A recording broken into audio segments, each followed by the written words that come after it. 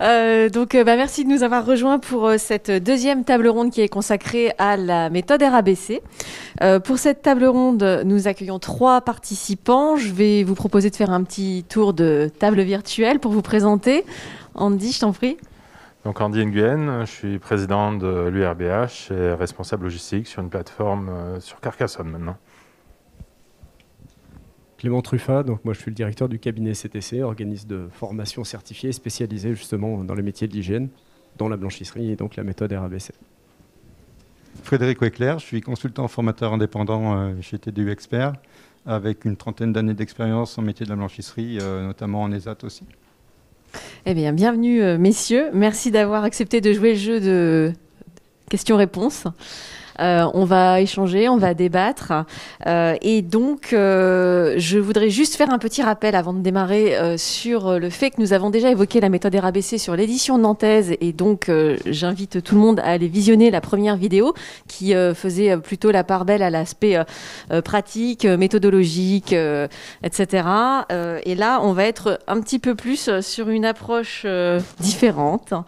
Et la première question que je souhaiterais vous poser, et libre à vous de prendre la parole pour réagir, est très simple et à la fois très compliquée. En définitive, qu'est-ce que c'est que la RABC? Est-ce que c'est une norme ou est-ce que c'est une méthode? Allez-y. Je me jette, moi. Clément. Je préfère le terme de méthode personnellement parce que vraiment c'est la méthode qui est décrite dans le texte. C'est bien écrit, hein. Méthode RABC dans le texte de la norme 14065. Après mes confrères... Donc c'est une méthode dans la norme. Oui, c'est la norme elle-même, c'est la NF 14065 et à l'intérieur de la norme, il y a une méthode. Nommée une méthode RABC en 7 principes. Oui, pour compléter, c'est un peu son mode d'emploi. Le mode d'emploi de la norme? Oui, pour l'appliquer, ça, hein. Pour l'appliquer, tout à fait. D'accord. Je pense que c'est important en fait qu'on revienne un petit peu sur cette terminologie parce que en fait moi je m'aperçois sur le terrain que c'est finalement pas toujours si clair que ça. On comprend pas forcément toujours aussi bien. On se dit ah bon mais moi c'est bon, j'applique la norme. Non, on applique la méthode qui fait partie d'une norme en fait. Bon, c'est un détail mais c'est important. Oui, le petit détail c'est que la norme peut être certifiée, mais la méthode non. On peut qualifier une méthode, mais pas certifier une méthode. Donc on certifie sur la base de la norme référentielle. Alors, du coup, Andy, tu anticipes sur une des questions que je souhaitais vous poser. Ouais, oui, mais il n'y a pas de souci. Mais on va y aller tout de suite, du coup. Il n'y a pas de problème. Qui était justement donc, de ce qu'on appelle l'attestation de conformité RABC. Donc, ma question est la suivante. De l'attestation de conformité RABC à la certification, quelle différence? Quel parcours est-ce que doit faire le blanchisseur qui souhaite se lancer? Quels sont les freins? Et en réalité, pour répondre à quels besoins? Il y a plusieurs questions en une. Mais on va démarrer par la première. Quelle différence entre l'attestation de conformité RABC et la certification? Qui veut répondre? Alors, pour moi, l'attestation a couvert une période. Et depuis la dernière version, décembre 2016, l'AFNOR a orienté sur la certification ou a décrété derrière qu'il y avait une certification possible. Mais auparavant, les éléments, c'était une attestation. Il n'y avait pas de certification avant la dernière version. Et depuis la dernière version, ça a été acté. Il y a une certification possible. Il me semble que c'est... Oui, mais c'est bien, c'est un échange de points de vue. Est-ce qu'après, le seul habilité à faire de la certification ne sera pas AFNOR, au final? Ou en tout cas, ceux qui sont... Non, de la certification. Qui sont validés par le COFRAC. Moi, je prends notre cas, en tout cas, en tant qu'organisme indépendant, parce qu'on ne peut pas se permettre de certifier une méthode qu'on a appris. On va attester qu'ils sont en conformité avec et qu'ils s'en rapprochent, en tout cas. Ça va être, nous, notre engagement, en plus engagement juridique, auprès de, justement des équipes qui sont formées, qui sont accompagnées, qui sont on va estimer, en tout cas en arbitrant avec un référentiel, en tout cas en appliquant le référentiel. Hein, c'est pas nous qui décidons si les gens sont conformes ou pas. Hein. Mais par contre, c'est vrai que la notion de certificat, elle sera plus délicate à attribuer parce que nous, on ne sera pas habilité à le faire en tant qu'organisme privé. Là, ça va être du relief d'AFNOR pour pouvoir permettre de chapeauter ça, à mon sens. Après, qu'est-ce que vous en dites Je pense qu'après, il y a plusieurs organismes qui ont la capacité de certifier. À condition d'être certificateur AFNOR. Je prends l'exemple de la formation, il y a la certification Calliope. Donc c'est fait par des organismes qui sont représentés par l'AFNOR. Aujourd'hui, il n'y a aucune obligation légale. C'est pas comme la cuisine avec la méthode HACCP où c'est légiféré, il y a une obligation réglementaire. Aujourd'hui, en blanchisserie, il n'y a pas d'obligation réglementaire. Donc en fait, soit on fait une certification avec un organisme type AFNOR qui certifie. Donc on certifie la norme à condition d'avoir un système qualité. Parce que si on n'a pas de système qualité certifié, on ne peut pas certifier la norme. Ou après, effectivement, on peut qualifier la méthode pour montrer qu'on est en conformité, qu'on applique les bonnes pratiques d'hygiène en blanchisserie. Parce que la finalité, c'est quand même les bonnes pratiques et la qualité hygiénique du linge qu'on donne vis-à-vis des clients. Après, il faut définir aussi quel type de client. Voilà, parce que quelqu'un qui fait que de l'hôtellerie, alors aujourd'hui, ça a changé avec le Covid, parce que les gens se font un peu plus méfiants, ils se font attention, mais on n'a pas besoin de la même chose. Un pressing qui fait de la blanchisserie, c'est un peu plus compliqué aussi. Donc voilà, faut voir les limites, dans quel périmètre on va mettre ça aussi. Disons que la norme s'applique bien, justement, quel que soit l'objectif, parce qu'un des éléments fondamentaux de la norme, c'est de définir le niveau de qualité pour l'usage final. Donc ça, c'est un élément qui est très important dans cette norme, c'est qu'elle est adaptable. C'est-à-dire qu'on peut très bien avoir un niveau de qualité type hôtellerie et définir le besoin au niveau hôtellerie, avec un certain nombre de bactéries, entre guillemets, autorisées pour un niveau hôtellerie, où on a un utilisateur final qui n'est pas à risque qui peut supporter des bactéries, a priori, qui peut supporter un niveau de qualité moindre que dans un milieu hospitalier où la personne va être en déficience de santé. Oui, tout à fait. Après, effectivement, on voit dans l'hôtellerie, c'est comme en santé, si la personne elle est malade à l'hôtel, il y a le risque que ça revienne. Et effectivement, là, voilà. Aujourd'hui, tout le monde a peur pour ça. Hein. Donc quand on va à l'hôpital, théoriquement, ça se passe bien parce qu'on est sûr que ça va être pris en compte. Et c'est vrai que quand on va à l'hôtel, on est moins sûr. Donc effectivement, à ce moment-là, la certification peut peut rassurer, même une qualification peut rassurer aussi l'utilisateur final. Donc finalement, il y a quand même une tendance qu'on a pu observer ces dernières années de blanchisseries qui ne font absolument pas de linge type hospitalier, mais qui sont justement sur de l'hôtellerie, qui malgré tout se mettent en conformité avec la RABC. Donc ça a du sens. Tout à fait, oui, tout à fait, oui. Et puis effectivement, il y a encore des blanchisseries où il y a d'anciennes pratiques et les adopter, c'est quand même du bon sens. Et aussi pour protéger aussi le personnel, puisqu'on parle du linge, mais voilà, c'est aussi adopter les bonnes méthodes. Et quand je dis hôtellerie, Frédéric, j'entends pas simplement le linge le plat qu'on va mettre dans les chambres, mais également les nappes des restaurants, etc. Il y a tout ça derrière. Bien sûr, oui, y compris les éponges, les peignoirs, toutes ces choses-là, quoi. Clément. Ce que je rebondis sur le point de mes deux confrères, c'est la pratique professionnelle, en fait. Parce que la méthode RABC, elle n'a pas appris le métier de la blanchisserie. On n'a pas attendu une norme pour laver du linge et pour être en capacité de le faire bien en plus. Parce qu'on a des gens qui sont... moi, je rencontre des gens qui ont 40 ans d'expérience en blanchisserie. Donc, je n'étais malheureusement à ce moment-là encore pas espéré. Mais clairement, voilà, on sait qu'on a cet outil-là qui vient nous aider pour calibrer en étant sur un point où je rejoins Andy sur ce qu'on évoquait tout à l'heure, en s'adaptant quand même au milieu où je vais l'implanter. Je ne peux pas réclamer d'une BIH le niveau et le degré forcément d'intégration de la méthode RABC, et donc sa certification ou sa conformité, comme je vais le faire quand je vais être vis-à-vis d'une blanchisserie intégrée d'un hôtel, quand bien même c'est un hôtel de luxe, qui n'aura forcément pas les mêmes contraintes et pas les mêmes armes. Mais par contre, je peux avoir le même socle commun. Ça va être des bonnes pratiques d'hygiène, d'organisation et de gestion. Andy, tu veux Oui, je suis tout à fait d'accord. Oui. Après, tout dépend aujourd'hui dans la clientèle que l'hôtellerie doit accueillir. On le voit avec toutes les précautions qui sont prises. Je pense que dans la salle, on est tous aujourd'hui logés à l'hôtel. Est-ce que, la question qu'on peut se poser, est-ce que la literie est réellement entretenue comme il se doit? Et est-ce qu'on passe pas au travers de certaines règles que la norme RABC peut imposer en termes de sécurité pour les clients? Je pense principalement, par exemple, la norme ne dit pas qu'on doit laver à tel ou tel degré.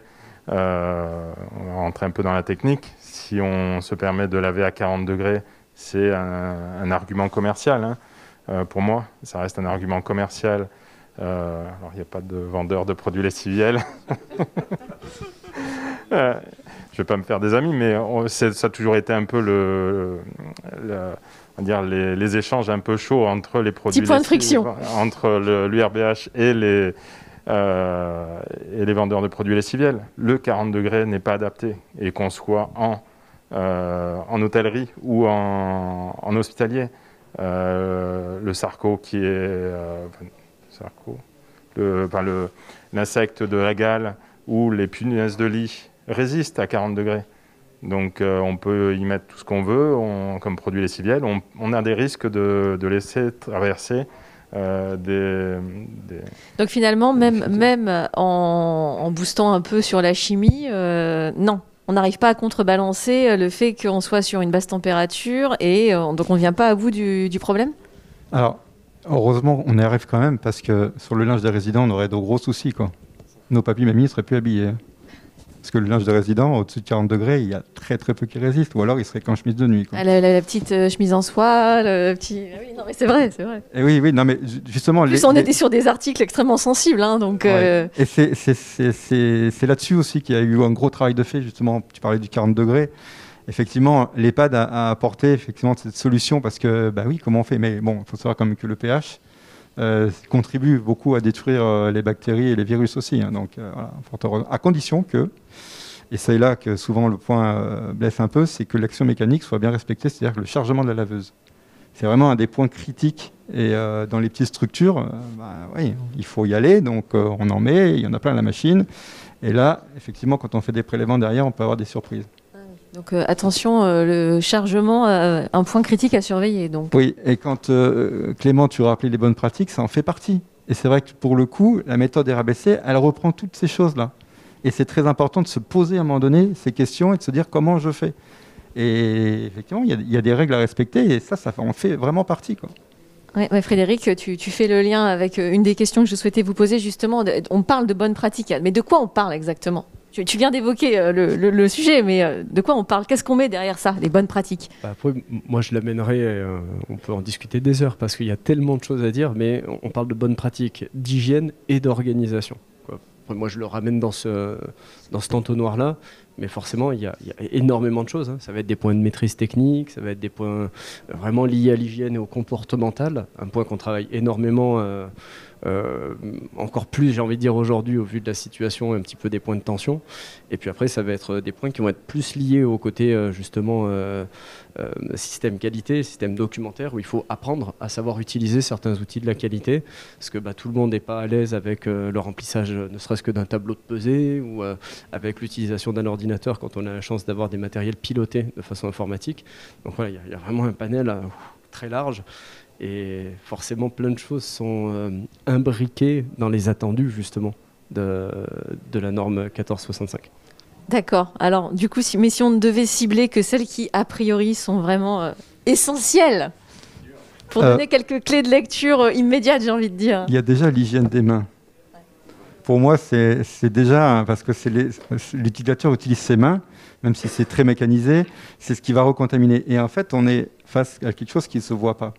J'ai une petite anecdote. En ESAT, je sensibilisais mes travailleurs justement à l'hygiène. Et on parle de virus, de bactéries, mais c'est invisible, ça ne se voit pas. Donc j'avais du mal à faire mettre les charlottes au sale, les gants, les masques. Un jour, j'arrive, ils étaient tous masqués, charlottés, gantés, des pieds à la tête. Qu'est-ce qui se passe? Monsieur, il y a des puces, ça saute. Ah, On les voit, oui. Et ils ont dit, vous savez, les bactéries, les virus, c'est pareil, c'est pire, vous les voyez pas. À partir de ce jour-là, ils ont continué à mettre les masques. Et, bon, mais c'est bien une question aussi de sensibilisation. Et ces bonnes pratiques, c'est un état d'esprit. C'est un état d'esprit après qu'il faut avoir. Et cette méthode RABC, cette certification de cette norme, c'est un état d'esprit, mais c'est pas que sur une personne ou sur un... Voilà, c'est vraiment l'ensemble de la blanchisserie qui doit avoir cet état d'esprit. Ouais, c'est certain que justement la méthode RABC, pas la norme, la méthode RABC a cette importance de structurer et d'amener les gens à prendre conscience au quotidien de la nécessité de faire les gestes, les bons gestes, et alors cadré par des procédures certes, mais c'est le support. Derrière, c'est en effet l'intégration au quotidien des bons gestes. Et... Alors justement, y a des aspects qui ont été révisés en 2016. Tu ris, oui. Oui, parce que j'ai dit une bêtise la dernière fois. On passe. Sur quels aspects est-ce que portaient ces révisions ? Est-ce que quelqu'un peut répondre là-dessus ? Et puis j'ai envie d'ajouter aussi quelles pourraient être les futures évolutions possibles de la méthode RABC, s'il y en a, ce qu'il peut y en avoir. Les révisions, il n'y a pas eu d'énormes changements non plus. Hein. Mais ça portait essentiellement sur la bactério, je crois. Voilà, il y a de la bactério et puis il y avait aussi le système qualité. Parce que sur les tests d'analyse en bactério, c'est ça ? Et puis on avait une partie aussi jumelage, ce qu'on appelle le HLS, High Level Structure, de pouvoir faire coïncider les normes qui peuvent avoir vigueur dans une blanchisserie. Moi j'ai beaucoup de blanchisseurs avec qui on travaille qui sont ISO. Ça ne sert à rien d'avoir deux systèmes qualité si à un moment donné on a écrit pour l'un et que ça s'imbrique dans l'autre. Donc il fallait qu'il y ait une concordance, et ça a été un des points très, très novateurs de la partie RABC 2016. Voilà, j'en laisse un peu pour les autres, mais il y en a eu plein d'autres. Les points de contrôle aussi, le pendant de la HACCP, elle est vraiment faite aussi là-dessus. Hein. Oui, tout à fait, on se rapproche beaucoup de la HACCP. Et pour moi, le point le plus important qui a changé pour la version de décembre 2016, c'est vraiment la qualification du lavage. Chose qu'on n'avait pas qui n'était pas clairement identifiée dans la version précédente. La qualification du lavage, et là, pour répondre à ta question, Sandra, là où on pourrait faire évoluer cette norme à l'avenir, c'est de préciser dans la norme que la qualification du lavage doit intégrer aussi la saisonnalité, savoir si on est à Nantes ou si on est pour changer à Nice, Cannes, dans les régions chaudes, un peu plus chaudes, quelle est la période la plus critique pour faire sa qualification du lavage ? Parce que les bactéries vont se développer plus à certaines périodes qu'à d'autres. Si on est en pleine période froide, non, on est dans les situations les plus favorables où on ne va pas développer. On va développer moins les bactéries, donc avoir une qualification du lavage plus facile. Le textile, aboutir sur une qualification plus large des textiles, en fonction du textile qu'on va traiter, il faut qualifier son lavage. Donc cette norme, elle est très bien faite, parce qu'elle nous donne la souplesse de faire, mais par contre, sur cette partie de la qualification du lavage, il faut qu'on aille plus loin. Sur la généralité. Oui, j'entends que du coup, il faut intégrer tout un tas de critères auxquels on ne songe pas nécessairement. Et le fait qu'on se trouve à Nice ou à Lille, ça joue également en fait. Aujourd'hui, en effet, cette norme, telle qu'elle est là, on peut se permettre de dire je qualifie une fois dans l'année la période la plus favorable où j'aurai plus facilité à qualifier, à obtenir de bons résultats. Mais on est d'accord que donc ça fausse complètement. On est bon, on l'a fait et voilà. On peut contourner. J'entends. D'accord. Mais pour continuer dans ce sens-là, c'est une surveillance qui doit être en fait perpétuelle. Et forcément, je ne peux pas m'amuser à dire... Nous, par exemple, on a des fois la dure responsabilité de passer une fois ou deux dans l'année et de dire est-ce qu'à ce moment-là où on passe, on est en conformité. Il y a un jeu de confiance, après il y a un jeu d'expérience aussi, où on voit la qualité de l'intégration de la culture RABC et donc la culture qualité aussi. Là où moi je verrais des choses quand même se préciser aussi, justement on parlait tout à l'heure en préambule de certification, de qualification, il n'y a pas un petit vide en fait. Moi il me manque quelque chose. C'est-à-dire que là il y a quelque chose d'obligatoire dans la HACCP qu'on évoquait, il y a une forme très, très élargie et très forte de l'ISO quand on parle directement du référentiel ISO ou des référentiels ISO. je pense qu'une étape supplémentaire serait d'avoir un RABC qui soit intégré en fait à un process de lavage et qu'on soit en capacité justement de présenter à un moment donné. Alors c'est compliqué hein, parce que déjà les laboratoires vétérinaires ont du mal avec la partie cuisine, donc il faudrait voir comment ça peut se monter, mais oui, il faudrait qu'il y ait quelque chose qui vienne valoriser encore plus ce métier. Ça c'est pour moi l'évolution ultime vers laquelle on pourrait aller un jour. T'en penses quoi, Andy, de ça? Je suis pas trop... Je suis utopiste. Hein, non, mais on parlait tout à l'heure de la reconnaissance métier. Et c'est vrai qu'on parlait du CAP, par exemple, hein, qui est une belle... qui est déjà techniquement, en tout cas individuellement, une belle reconnaissance quand on peut. Après, on n'a pas grand-chose derrière d'autres supplémentaires. Sauf que quand je prends la méthode RABC, hein, je parle vraiment de la méthode et puis des points du référentiel de la norme, vous avez le 6 de 7, c'est sensibilisation et formation. Des fois, là-dessus, on a un peu de bas qui blesse. Et si on propose qu'un CAP, ce qu'on disait tout à l'heure, un peu par défaut, ou de gens qui sont déjà depuis longtemps expérimentés, mais il n'y a rien qui attire au métier de la blanchisserie. Et peut-être que des fois, d'avoir, ça nécessiterait une entité, quelque chose de très complexe. Hein. Mon utopie s'arrête au moment de la réalité, de la mise en œuvre, on est bien d'accord, mais quelque chose qui valoriserait et qui mettrait ce métier de l'ombre nécessaire, parce que toutes les blanchisseries ont fonctionné pendant tous les confinements qu'il y a eu, et si ce n'était pas le cas, on aurait été bien en difficulté, d'où la nécessité, j'ai envie de dire, d'une mise en lumière et en valeur de ce métier, quoi. Alors par ce biais-là, peut-être. Ouais, je partage complètement. Ouais. Mais je reste utopiste, j'ai compris. Je reviens sur la question que je posais tout à l'heure et qui imbriquait aussi d'autres questions. Il y avait des questions dans la question sur les différences entre attestation de conformité et certification.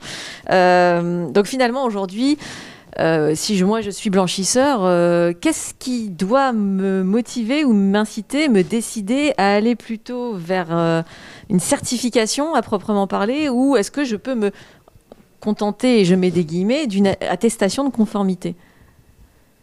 C'est purement le côté commercial. La certification, c'est un diplôme qu'on a et qu'on peut afficher ouvertement et commercialement. Ouais. Alors il faut faire attention à la certification. La certification doit être une certification de site de production et pas une certification de chaîne. Donc, parce que c'est un lieu qui est certifié. C'est important ce que tu dis de préciser ça. Ouais. C'est un certificat que porte un lieu de travail de production, et pas plusieurs sites pour une certification. Frédéric, tu veux réagir là-dessus? Oui, non, mais tu as tout à fait raison, c'est ça. Après, la grosse difficulté, c'est que souvent, les blanchisseurs font un excellent travail dans le cadre d'une qualification de certification. C'est l'utilisation qu'on fait du linge derrière aussi, qui pose question. Parce que si on a le linge qui sort correctement et que derrière, il est entreposé, stocké ou... Enfin, pas utilisé correctement, c'est un peu comme si le cuisinier l'avait bien travaillé, puis on prend l'assiette, on la pose par terre, quoi. Oui, donc finalement, c'est pas toute la boucle qui est certifiée. Ça dépend du périmètre. Il doit être défini en début de démarche. Parce que ça, c'est un point de faiblesse, hein, si effectivement... En effet, c'est une évolution que pourrait prendre cette norme, on parlait des parce que la HACCP s'applique dans la boucle, jusqu'à l'utilisateur, c'est ça, en fait, jusqu'à l'utilisateur et jusqu'au retour ensuite après dans la blanchisserie. Hein. Ouais.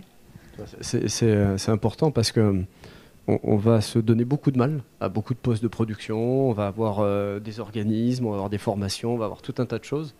Et puis sorti de la blanchisserie, après on va annuler tout le bénéfice de ce travail.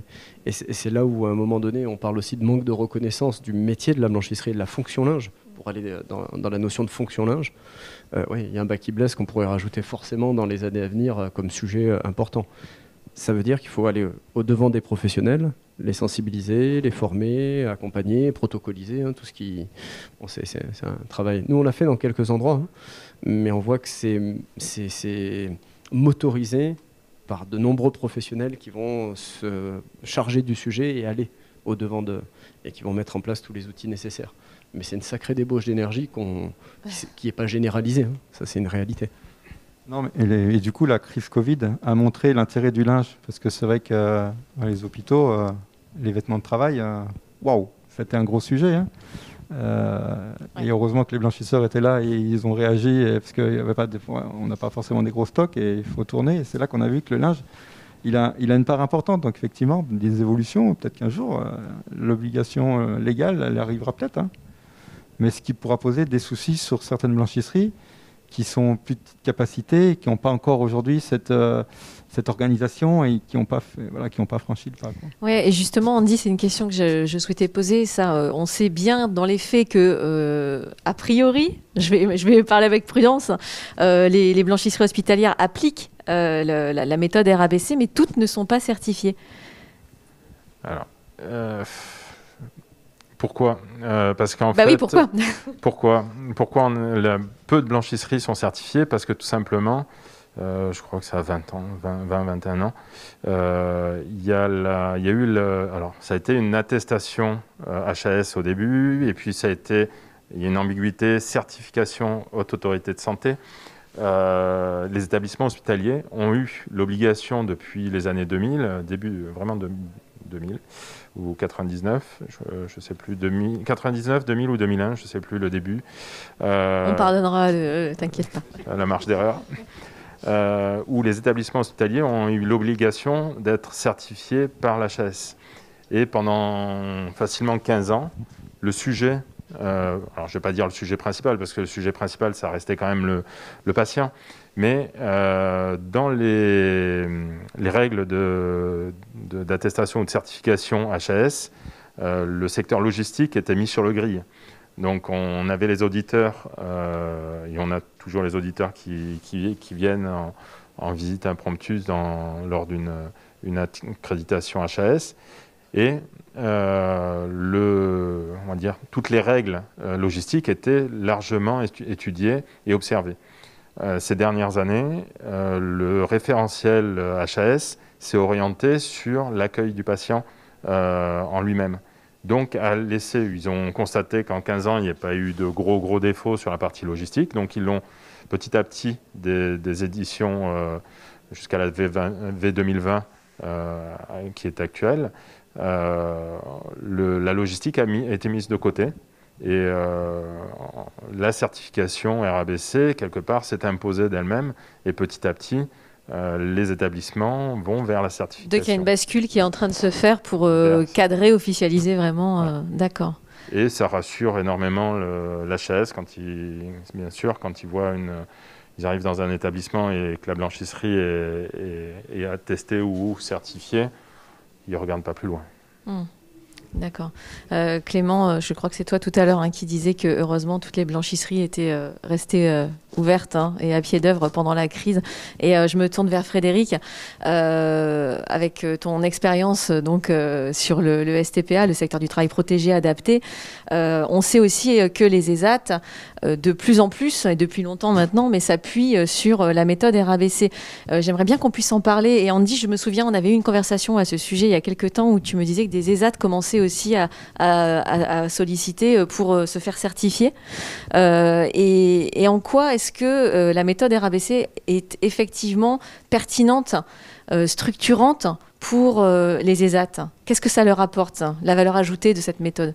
La valeur ajoutée, je dirais, c'est donner du cadre. On a déjà un métier dans la blanchisserie où on arrive à découper ce métier avec le tri, le lavage, la réception du lavage. Donc ça découpe bien. En ESAT, on a besoin de découper des tâches pour en faire des tâches simples. Les bonnes pratiques qu'on applique dans les RABC, ça fixe des règles. Et les travailleurs, ils ont besoin de ces règles. Et du coup, ils les appliquent, mais à la lettre. Quand vous appliquez des choses dans un ESAT, mais vous dites 2 fois, et la 3e fois, c'est fait, et c'est refait toujours de la même façon. Et ça, pour ça, c'est quelque chose de merveilleux. Donc c'est un très bon outil. Voilà, c'est un très bon outil qui apporte vraiment du cadre. Et puis, pour le coup, les travailleurs, moi je me souviens, ils aiment faire respecter, c'est valorisant en plus, parce que du coup, c'est mettre en lumière le travail qu'on fait, et on sort de l'ombre. Et on sort de l'ombre des travailleurs qui travaillent dans l'ombre. Et pour le coup, effectivement, même quand ils ont juste une qualification, c'est une joie parce que c'est une reconnaissance que l'équipe fait correctement les choses. Oui, on parle beaucoup de valorisation des compétences et effectivement, ça en fait partie. Je ne sais pas après de quelle façon est-ce que justement on peut faire monter officiellement en compétences avec des qualifications. C'est possible ça? Alors, sur le STPA on peut, En ESAT, oui, ils travaillent sur des reconnaissances des savoir-faire professionnels, les RSFP, sur les RAE, les reconnaissances des acquis de l'expérience. Donc il y a beaucoup de choses qui existent. Et c'est vrai que pour le coup, voilà, un travailleur qui a un petit diplôme, c'est une petite remise officielle, c'est très intéressant parce que les gens ne peuvent pas aller dans des CAP. Ces travailleurs-là, toute la partie, on va dire, pratique, ils vont pouvoir le faire, mais la partie théorique, quand il faut rentrer dans des écrits, quand il faut toute la partie, on va dire, du CAP matière générale, ils ne pourront pas. Et c'est vrai que ces diplômes, les RSFP, RAE, pour eux, c'est très valorisant. Ouais. Vous voulez réagir là-dessus? Oui, et pour autant, nous, on passe 2 tiers de notre temps dans le secteur protégé, et j'ai envie de dire, ce sont des milieux exemplaires. On est capable de rentrer dans des blanchisseries de petite taille, forcément. Pour certaines, on n'excède pas 1 tonne de linge par jour. Mais voilà, ils se sont appliqués, comme disait Frédéric, à la méthode. Ils se sont appliqués aussi individuellement et collectivement. Donc il y a un double enjeu.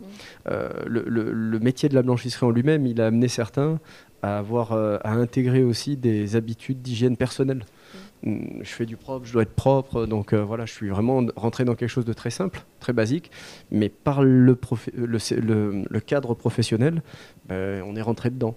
Et en plus, ce qui a été pour nous très, très intéressant dans le travail d'accompagnement, vraiment la formation pure et dure, c'est quand on vient créer un mode opératoire, un tutoriel, d'un coup d'un seul, on donne les moyens à quelqu'un qui jusque-là a souvent été en échec ou a été un peu mis de côté sur beaucoup d'activités, d'apprendre à maîtriser petit à petit ou de mieux en mieux un geste professionnel comme le pliage d'un drap, le pliage d'une éponge. Ça peut être des gestes simples et plus complexes, mais voilà, de façon à revenir où la méthode RABC, ou après plus loin, quand on prend la structure qualité, c'est pas uniquement l'établissement, parce qu'on parlait tout à l'heure de vraiment la notion au sens juridique du terme, c'est aussi individuellement.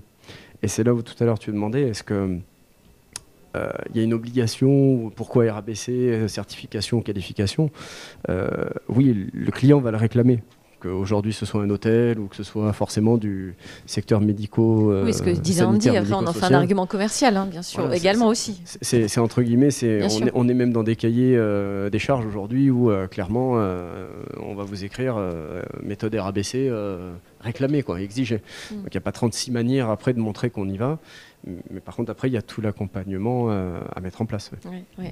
Après, vous parliez tout à l'heure d'état d'esprit. Je pense que oui, tu voulais réagir. Oui, juste pour préciser aussi, ce que ça peut apporter aussi, c'est dans les conditions de travail. Parce qu'il y a un engagement de la direction pour donner les moyens, comme dans toute démarche qualité. Et pour le coup, on a des établissements qui passent où je triais mon linge par terre, je trie sur une table. J'avais quelque chose où je tirais, j'ai un bac à roulettes. Donc du coup, ils ont des investissements aussi qui leur modifient leurs conditions de travail. Ouais. Et c'est pour ça que, pour le coup, ils aiment bien, effectivement. C'est juste pour préciser ça. Andy aussi, je crois que tu voulais réagir. Oui, par rapport à ce que disait Clément, c'est la partie d'intégration des travailleurs handicapés dans le milieu ordinaire. Sur lequel on a pu travailler à Montpellier. Et en effet, c'est très valorisant de pouvoir leur apporter ne serait-ce que des qualifications ou des attestations alors les documents, les éléments que tu précisais tout à l'heure. Et en effet, eux se sentent valorisés et totalement intégrés, même sans avoir de diplôme et de viser un CAP ou plus. Sur la partie RABC et la certification, ce qui est aussi important de dire, c'est que on est sur la notion de groupement de coopération de plus en plus, et on se retrouve à avoir des clients ou des membres de groupement de coopération. Et c'est dans ce cadre-là, principalement, où les établissements qui participent à un groupement, ils réclament la certification de leur blanchisserie, qui est en commun. Donc c'est aussi une raison de l'augmentation des certifications. Ok, d'accord. Et en fait, ça fait un peu le lien que ce sur quoi j'allais réagir aussi. Donc, on parlait tout à l'heure d'état d'esprit et je voulais faire un lien avec le management. Oui, c'est aussi une aventure humaine, en fait. Mettre ça en place, il faut remporter une adhésion quand même de l'équipe parce que ça demande un investissement conséquent. Est-ce que vous auriez 2-3 astuces, 2-3 conseils à donner aux responsables des blanchisseries qui souhaitent se lancer dans cette aventure pour pas louper en fait cette aventure? Déjà, il faut être convaincu de la nécessité de la chose, parce que si le le responsable de la blanchisserie n'en est pas convaincu, il va juste faire ça parce qu'il faut faire plaisir à la hiérarchie, ça ne marchera pas du tout. Et après, il faut impliquer tout le monde. Et pour impliquer, il faut être dedans, quoi. Enfin, le bon manager, il accompagne ses équipes, il est avec elles et il montre l'exemple. Parce que voilà, il ne s'agit pas de dire tout le monde a une tenue, mais si le responsable il rentre dans la blanchisserie, il n'est pas habillé, ça ne marche pas. L'exemplarité. Oui. Oui, tout à fait. C'est exactement ça. Ça commence par là. D'accord. Autre chose, un autre conseil? Non, après en astuce, il n'y a pas de truc et astuce, hein, ça reste quand même une démarche qui est relativement abordable, moi je trouve. On peut vite rendre toutes les choses complexes si on a envie de les complexifier. Je rejoins surtout un point qu'évoquait Frédéric à l'instant, c'est si c'est pas du collectif, ça marchera pas. Et dans le sens où le projet, quand nous on a le plaisir par exemple d'aller dans le milieu aussi des EHPAD, hein, où des fois on a des petites équipes, c'est 3-4 personnes toutes seules qui gèrent du linge toute la journée de façon des fois remarquable. Le directeur ne peut pas arriver ou le responsable des fonctions logistiques et dire voilà, on a mis une formation RABC, apprenez, et puis on doit surtout... non on reprend et puis on essaye d'amener les gens justement à un petit peu l'autodétermination. C'est un sujet très très important en ce moment aussi dans le milieu du secteur protégé. Déterminer quels sont mes besoins et comprendre quelle va être ma plus-value. Il faut que ce soit un gagnant-gagnant. Si RABC subit, c'est coup d'échec. D'ailleurs, ce qui est bien, c'est que dans Calliope, c'est un des points justement du métier de formateur, hein, des attentes en amont. Donc on ne peut pas passer à côté. Hein. Oui. Il est en effet indispensable que ce soit participatif et on s'est affairé quand on a rédigé le guide des bonnes pratiques, le guide de la méthode RABC. Au niveau, alors on n'a aucun bénéfice à le promouvoir. Hein. C'est un guide qui est libre de téléchargement sur Internet. Ce guide, on l'a voulu justement en commençant par un état des lieux. Alors ça fait partie de la norme, hein, de faire l'état des lieux, mais faire l'état des lieux de ce qui est déjà fait. Parce qu'on fait déjà beaucoup de choses dans les ESAD, dans les blanchisseries. En effet, il y a des grands professionnels qui n'ont pas franchi cette étape d'aller vers la certification ou l'attestation, mais qui font déjà très très bien. Et déjà, rien que le fait de faire cet état des lieux, ça donne beaucoup d'énergie à toute l'équipe pour embrayer sur la suite. Donc cet état des lieux, c'est un regain d'énergie énorme, leur démontrer qu'ils font déjà très bien une grosse partie de ce qui est annoncé dans la méthode RABC. Ouais, je peux que emboîter, valider ce que dit Andy, parce que c'est ça. Souvent, on nous regarde en nous faisant venir dans nos rôles d'évaluateur, de calculateur, et puis bon, au final, le coup près de l'auditeur. Hein.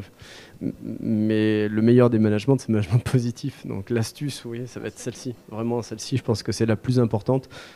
Voir ce qui est bien fait, et puis après, travailler, construire dessus. Donc, finalement, ça reste une méthode qui met vraiment l'humain au cœur de tout, on est d'accord. Et qui valorise. Et qui valorise, bien sûr. Et du coup, c'est ça, on valorise beaucoup les gens. Ouais. Ok, eh bien, on arrive au bout. Merci beaucoup d'avoir accepté de vous prêter au jeu des questions-réponses. Je vais annoncer l'atelier, même si je pense que ça a démarré, mais c'est pas grave. Donc, il y a un atelier qui est prévu à 11h45, animé par Marc Dupier de chez Chrysler, intitulé « Le bon carburant pour aller loin ». Voilà. Merci. Oui, une question. Bonjour. Merci pour cet entretien.